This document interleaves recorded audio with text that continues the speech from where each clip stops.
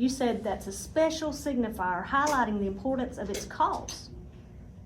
That came from you. You don't have to convince me, I said it. Yes, you And did. I own it, because here is the thing, if you place that in context, what was going on is that there were people who come to this library who are part of our community, who are tax-paying, law-abiding citizens, and most of them I talked to Bible believers.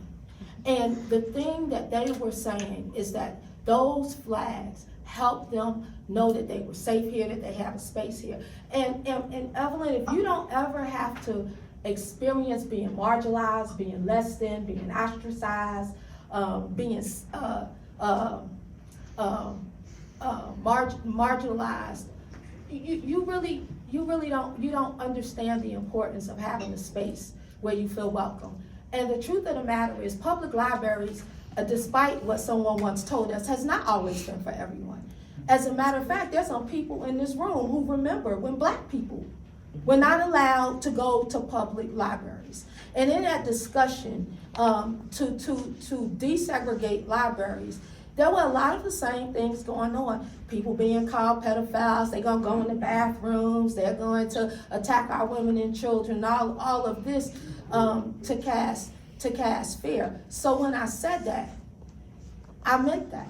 I meant that not because I'm promoting any particular lifestyle, but I am promoting the value of humanity. And every person in this community deserves to be valued as a human being, regardless of their beliefs. Now, it is clear to most people that you and I that we disagree on some things.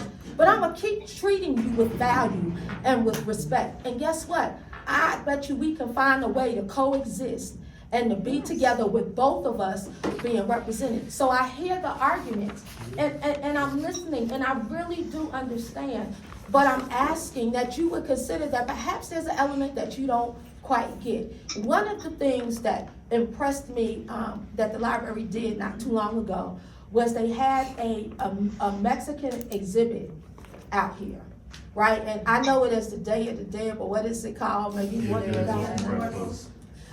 We had a young lady come in tears and thank the library board for allowing such a display, because for so many years and for so long, her culture was demonized because people see the skull and they think it has something to do with demons. When all that celebration is about is remembering and honoring your ancestors, which we do, I do it in a different way. And so I was educated, I was informed. And so now I don't have to be afraid or fearful when I see that, and I can help other community members understand. Do I celebrate Day of the Dead? Absolutely not, I don't.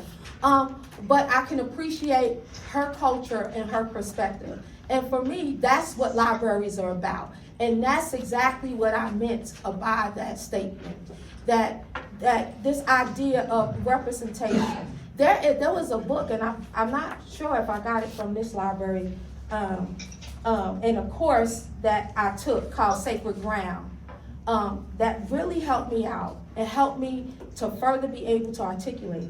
And so what I'm offering to this board is that rather than looking at one little thing and making it a big division or making it a big divisive, how about look at the 90% that we all have in common and find a way to deal and to get along with the 10%, is all I'm asking. And this board voted unanimously to put that mural up because we wanted to maintain an atmosphere of being inclusive.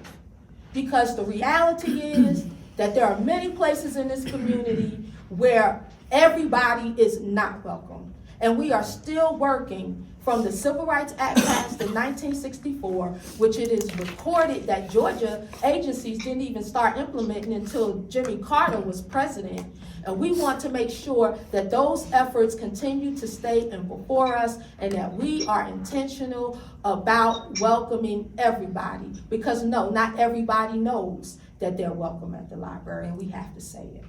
So that is my contribution to the discussion.